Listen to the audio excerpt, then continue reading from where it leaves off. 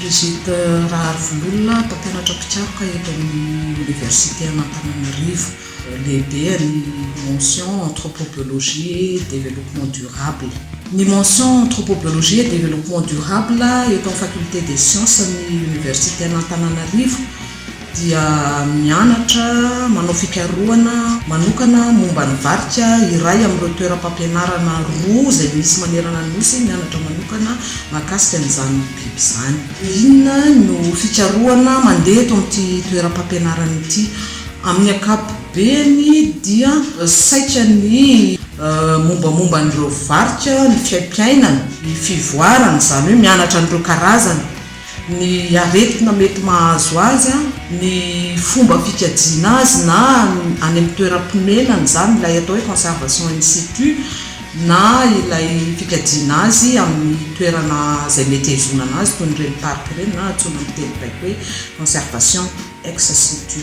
Ny nahaliana hitsaroka manokana mahakasika ny varika dia noho io karazam-biby io tsy hita raha tsy eto Madagasikara ary atahorana ho lany tamingana ka mba ho fandraisako anjara amin'ny fiarovana azy ireo no nahatonga ahy hitsaroka manokana mahakasika ny karazam-biby io. Ny fikarohana nataoko dia mahakasika ny katsetsitra na antsoina amin'ny teny vahiny hoe parasite any karazam-barika iray izay mandeha amin'ny alina anisan'ny kely indrindra maneran-tany dia ilay antsoina amin'ny teny santifika hoe microcebus na tsitsidy amin'ny teny malagasy.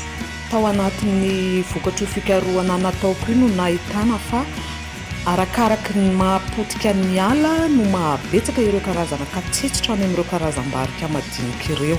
Ny manam-pahaizana nefa nahita fa ankoatran'ny fiazany sy ny fandripahana ny toeram-ponenany ny ala izany dia manampy amin'ny fanjavonany na ny fahalaniana tamingana mihitsy an'ireo karazana varika na ny primaty ny parasita.